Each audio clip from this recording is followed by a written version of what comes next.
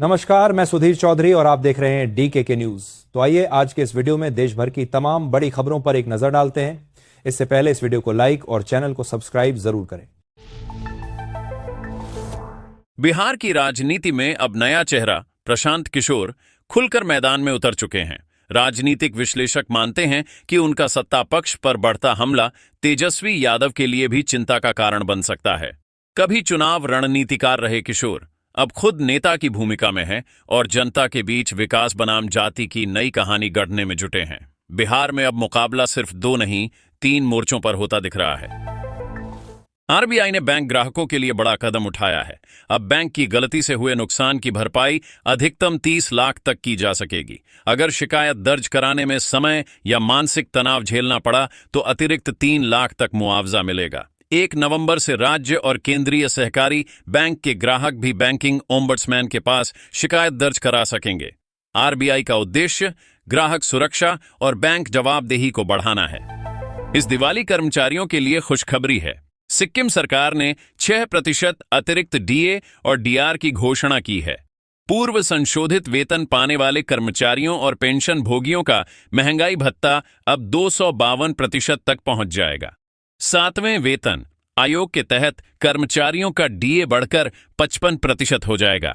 राजस्थान और बिहार में भी डीए बढ़ाकर 58% कर दिया गया है, जिससे लाखों कर्मचारियों और पेंशन भोगियों को फायदा मिलेगा। मध्य प्रदेश और राजस्थान में कफ सिरप पीने से कुल 23 बच्चों की मौत के बाद मामला अब सुप्रीम कोर्ट पहुंच गया है। अधिवक्ता विशाल तिवारी ने जनहित याचिका दायर कर अदालत की निगरानी में जांच और औषधि सुरक्षा तंत्र में सुधार की मांग की है। याचिका में अनुरोध किया गया है कि सभी एफआईआर और जांचें सीबीआई को सौंपी जाएं ताकि जांच में निष्पक्षता और एकरूपता बनी रहे। किसानों के लिए खुशखबरी। पीएम किसान योजना की 21वीं किस्त जम्मू कश्मीर के 8.55 लाख किसानों के खातों में 171 करोड़ जारी कर दी गई है। यह राशि डायरेक्ट बेनिफिट ट्रांसफर के जरिए सीधे किसानों के बैंक खातों में पहुंची है। योजना के तहत हर किसान को सालाना 6,003 समान किस्तों में मिलते हैं। इस मदद से किसानों को बीज, खाद और खेतीबाड़ी के अन्य खर्चों में राहत मिल रही है। प्रधानमंत्री नरेंद्र मोदी ने रूस के राष्ट्रपति व्लादिमीर पुतिन को उनके 75वें जन्मदिन पर फोन करके बधाई दी। बातचीत में दोनों नेताओं ने भारत रूस के द्विपक्षीय एजेंडे की प्रगति की समीक्षा की और विशेष रणनीतिक साझेदारी को और मजबूत करने पर सहमति जताई। पीएम मोदी ने पुतिन को भारत आने और 23वें भारत रूस शिखर सम्मेलन में शामिल होने के लिए आमंत्रित किया। इससे पहले पुतिन ने भी पीएम मोदी को उनके 75वें जन्मदिन पर बधाई दी थी। केंद्रीय कर्मचारियों के लिए बड़ी राहत। सीजीएचएस दरों में बड़ा बदलाव 13 अक्टूबर से लागू होगा। नए नियम के अनुसार टियर 2 शहरों में अस्पतालों की दरें 10% कम और टियर 3 में 20% कम होंगी। सुपर स्पेशियलिटी अस्पतालों को 15% अधिक दरें मिलेंगी, जबकि गैर मान्यता प्राप्त अस्पतालों को 15% कम। इससे कर्मचारियों को बेहतर इलाज मिलेगा और अस्पतालों के साथ भुगतान संबंधी समस्याएं कम होंगी। फर्जी कॉल सेंटर के जरिए करोड़ों की साइबर ठगी का पर्दाफाश हुआ। ईडी ने विक्रमजीत सिंह और अंचल मित्तल की 2.85 करोड़ रुपए की संपत्ति अटैच की। जांच में सामने आया कि आरोपियों ने खुद को बैंक ऑफ अमेरिका के कर्मचारी बताकर विदेशी नागरिकों से 11.50 करोड़ रुपए ठग ली। ठगी के पैसे से क्रिप्टोकरेंसी खरीदी और प्रॉपर्टी खरीदी गई। कई बैंक खातों और नकदी के जरिए घुमाया गया। ईडी ने एफडीआर, बैंक बैलेंस और प्रॉपर्टी अटैच कर मामले में कड़ी कार्रवाई की। भारत में औसत सैलरी बढ़ने वाली है।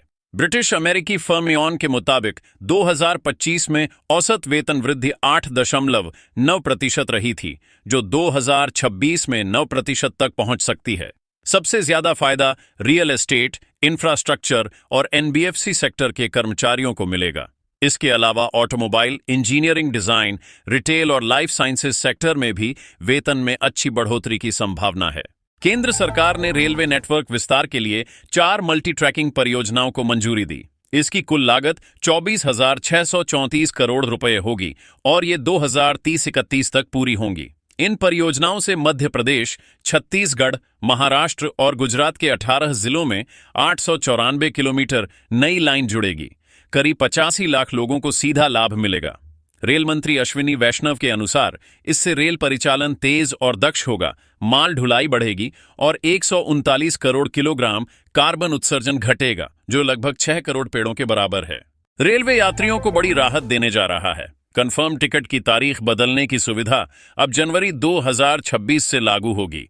इससे यात्रियों को अंतिम समय में ट्रैवल प्लान बदलने पर टिकट रद्द या दोहरा नुकसान नहीं उठाना पड़ेगा। लेकिन ध्यान रहे, नई तारीख की सीट उपलब्धता पर निर्भर होगी और अगर किराया ज्यादा हुआ तो अतिरिक्त राशि चुकानी पड़ेगी। रक्षा मंत्री राजनाथ सिंह ने कहा कि भारत रक्षा क्षेत्र में आत्मनिर्भर बन रहा है। वित्तीय वर्ष 24-25 में रक्षा पूंजी अधिग्रहण बढ़कर 1.2 लाख करोड़ रुपए हो गया। उन्होंने स्टार्टअप्स को रक्षा क्षेत्र में उच्च मानक स्थापित करने के लिए आमंत्रित किया और कहा कि देश का पहला रक्षा यूनिकॉर्न जल्द ही संभव है। राजनाथ सिंह ने यह भी बताया कि यह बदलाव नीति, नवाचार और युवा उद्यमियों के प्रयासों से संभव हुआ है। केंद्र सरकार आईटीआई कॉलेजों में बड़ा बदलाव करने जा रही है। प्रधानमंत्री पीएम सेतु योजना के तहत 1000 आईटीआई को अपग्रेड किया जाएगा, जिसमें 60,000 करोड़ रुपए खर्च होंगे। इस योजना में हब और स्पोक मॉडल अपनाया जाएगा। हब आईटीआई से 4 स्पोक जुड़े होंगे। 2500 नए कोर्स शुरू किए जाएंगे और मौजूदा कोर्स को अपग्रेड किया जाएगा। कौशल विकास एवं उद्यमिता मंत्रालय का लक्ष्य है कि युवाओं को रोजगार परक कौशल मिल सके। देश के पूर्व प्रधानमंत्री और राज्यसभा सांसद एचडी देवेगौड़ा को बुखार के कारण मणिपाल अस्पताल में भर्ती कराया गया।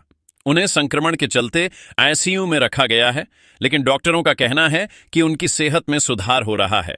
92 साल के देवेगौड़ा राजनीति में अब भी सक्रिय हैं और हाल ही में उन्होंने कर्नाटक में बीजेपी जेडीएस गठबंधन को सत्ता में लाने का संकल्प व्यक्त किया था।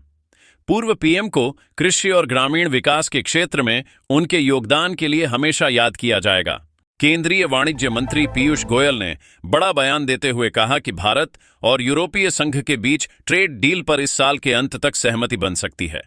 उन्होंने बताया कि अमेरिका के साथ भी बातचीत जारी है, भले ही वहां सरकार शटडाउन मोड में हो। गोयल ने कहा, दोनों देशों के बीच व्यापार समझौते की पूरी संभावनाएं हैं और भारत अपने वैश्विक कारोबारी रिश्तों को मजबूत करने में जुटा है। हिमाचल प्रदेश के बिलासपुर में पहाड़ी में अचानक लैंडस्लाइड, बस पर गिरा मलबा। इस हादसे में 15 लोगों की मौत, जबकि बस में 30 यात्री सवार थे। मलबे के नीचे दबे यात्रियों को बचाने के लिए राहत और बचाव कार्य जारी है। मुख्यमंत्री सुखविंदर सिंह सुक्खू ने मृतकों पर शोक व्यक्त किया और प्रभावित परिवारों को हर संभव सहायता देने का आश्वासन दिया। हादसा बरठियों के समीप हुआ, जहां पहाड़ी अचानक दरक गई। गाजा संघर्ष के बीच तुर्की राष्ट्रपति एर्दोगन का डबल गेम सामने आया है। एक तरफ वो नेतन्याहू को हिटलर जैसा बताते हैं और इजरायल की निंदा करते हैं, लेकिन दूसरी तरफ चोरी छिपे उसे कच्चा तेल भेज रहे हैं। ब्रिटेन की रिपोर्ट के मुताबिक तुर्की के जेहान बंदरगाह से एक टैंकर इजरायल के लिए रवाना हुआ है, जो पहले भी कई बार तेल सप्लाई कर चुका है। बताया जा रहा है कि इजरायल अपनी जरूरत का करीब 30% तेल तुर्की से खरीदता है। पाकिस्तान के प्रधानमंत्री शहबाज शरीफ मलेशिया दौरे पर हैं। यहां उन्होंने मलेशिया के प्रधानमंत्री अनवर इब्राहिम से मुलाकात की। अनवर ने कहा कि कश्मीर में शांति मुस्लिम देशों और एशिया के लिए जरूरी है। उन्होंने भारत और पाकिस्तान के बीच संवाद और सहयोग पर जोर देते हुए क्षेत्रीय स्थिरता और सुरक्षा की अहमियत भी बताई। अनवर ने साफ किया कि लंबे समय तक तनाव खींचने से वैश्विक और क्षेत्रीय समृद्धि पर असर पड़ सकता है। अफगानिस्तान के तालिबान विदेश मंत्री अमीर खान मुत्ताकी इस महीने भारत दौरे पर आने वाले हैं। इससे पहले उन्होंने तालिबान के सर्वोच्च नेता हिबतुल्लाह अखुंदजादा से कंधार में मुलाकात की। सूत्रों के अनुसार इस दौरान उन्हें भारत यात्रा और विदेश नीति को लेकर स्पष्ट निर्देश दिए गए। मुत्ताकी का दौरा 9 से 16 अक्टूबर के बीच हो सकता है। हालांकि भारत या तालिबान की ओर से आधिकारिक घोषणा अभी तक नहीं हुई है। पाकिस्तान के जमीयत उलेमा ए इस्लाम प्रमुख मौलाना फजलुर रहमान, जिन्हें मौलाना डीजल के नाम से भी जाना जाता है, भारत आने की कोशिश में हैं। सूत्रों के मुताबिक उन्होंने कथित तौर पर भारतीय उच्चायोग के एक अधिकारी से संपर्क किया और शांति का संदेश भी भेजा। मौलाना फजलुर रहमान को प्रधानमंत्री शहबाज शरीफ का करीबी माना जाता है। विशेषज्ञों के अनुसार यह कदम पाकिस्तान की आंतरिक राजनीतिक दरारों और बढ़ते तनाव के बीच उठाया गया है। गाजा युद्ध को 2 साल हो चुके हैं, लेकिन हमास अभी भी जिंदा है। इजरायल ने अक्टूबर 2023 में ऑपरेशन स्वॉर्ड्स ऑफ आयरन शुरू किया था और गाजा पट्टी में भयंकर बमबारी की। अब तक इस संघर्ष में लगभग 67,000 मौतें हो चुकी हैं और पूरा क्षेत्र मलबे में तब्दील है। विशेषज्ञ कहते हैं कि हमास सैन्य रूप से कमजोर हुआ है, लेकिन नेतन्याहू अभी तक उसे जड़ से खत्म नहीं कर पाए। फिजिक्स के नोबेल पुरस्कार का ऐलान हो गया है। इस साल का पुरस्कार जॉन क्लार्क, मिशेल डेवोरेट और जॉन मार्टिनेस को गया। इनको यह सम्मान इलेक्ट्रिक सर्किट में मैक्रोस्कोपिक क्वांटम टनलिंग और ऊर्जा क्वांटाइजेशन की खोज के लिए मिला। जॉन क्लार्क ने कहा, मैं पूरी तरह स्तब्ध हूं, हमारी खोज क्वांटम कंप्यूटिंग का आधार बन सकती है। वैज्ञानिकों ने 1980 के दशक में सुपरकंडक्टर आधारित प्रयोग कर इस खोज को साबित किया।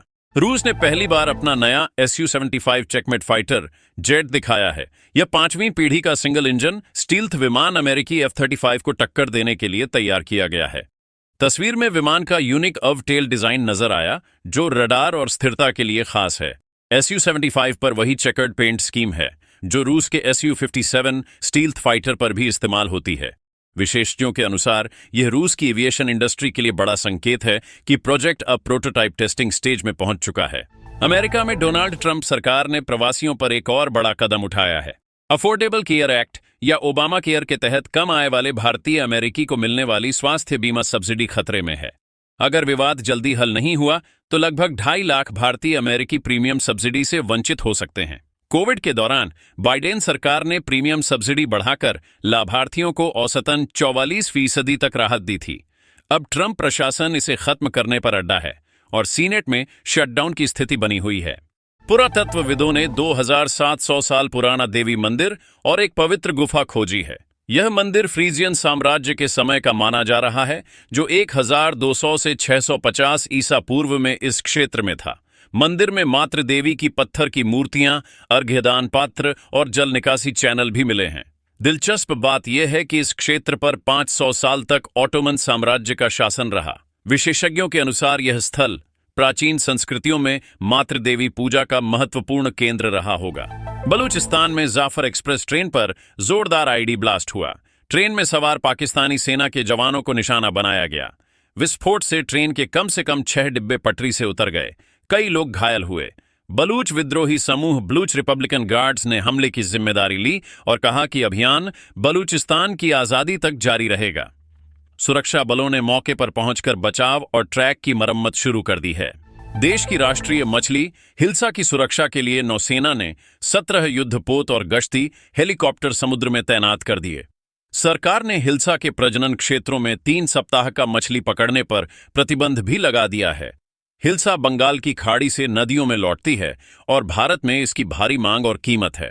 अधिक पकड़ से प्रजनन प्रभावित होता है और जलवायु परिवर्तन भी इस मछली के स्टॉक को खतरे में डाल रहा है। बांग्लादेश ने इसे बचाने के लिए कड़ा कदम उठाया है, जिससे भारत के साथ समुद्री क्षेत्रों में तनाव भी बन सकता है।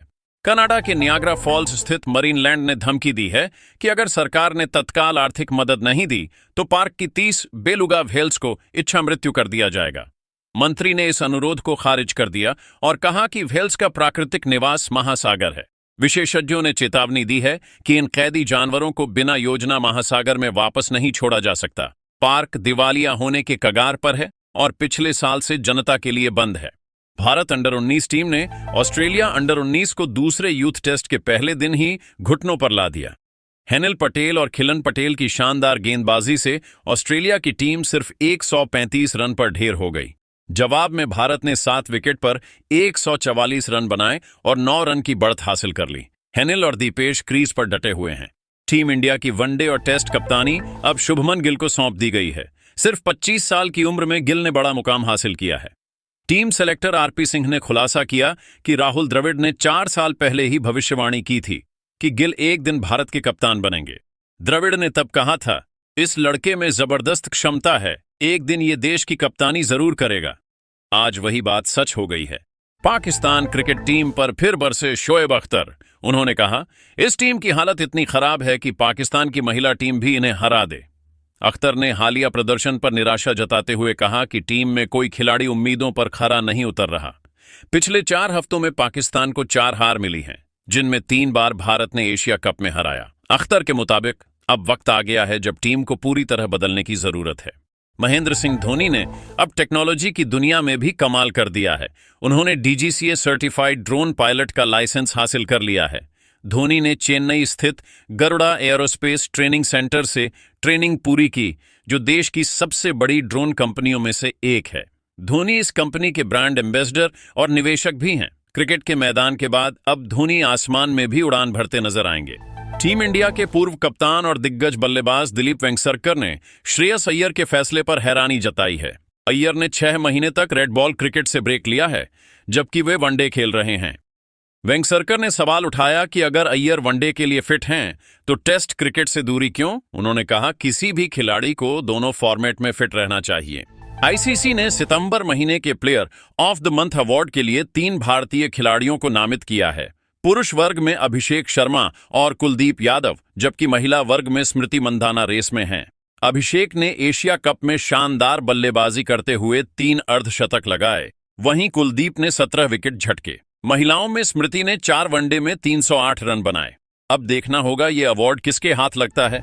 महिला वर्ल्ड कप में शुरुआती 2 मैचों में फ्लॉप रहने के बावजूद भारत की स्टार ओपनर स्मृति मंधाना अब भी आईसीसी की वनडे बल्लेबाजी रैंकिंग में नंबर 1 पर बरकरार हैं।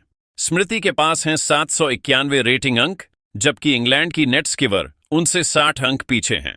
वहीं गेंदबाजी में भारत की दीप्ति शर्मा टॉप 10 में एकमात्र भारतीय हैं। भारतीय टीम ने अब तक वर्ल्ड कप के दोनों मैच जीते हैं और अगला मुकाबला 9 अक्टूबर को साउथ अफ्रीका से होगा।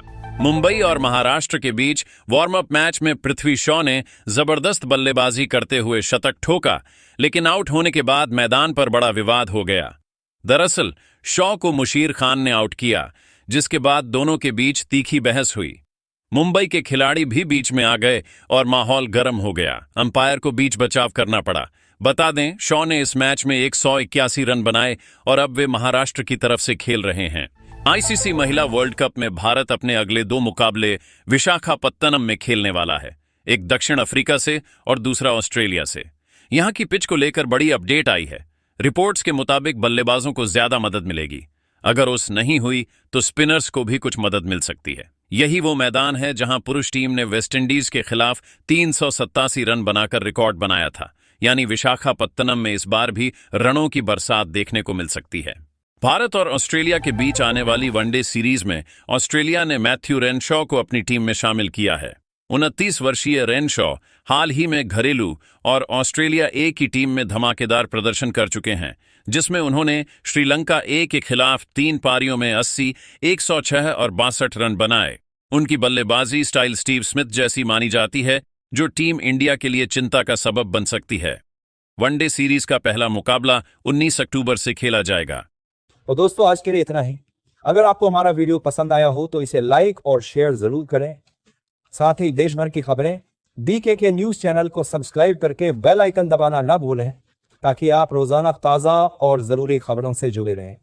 आप अपना और अपने परिवार का ध्यान रखें। हम फिर मिलेंगे अगले अपडेट में। जय हिंद, वंदे मातरम।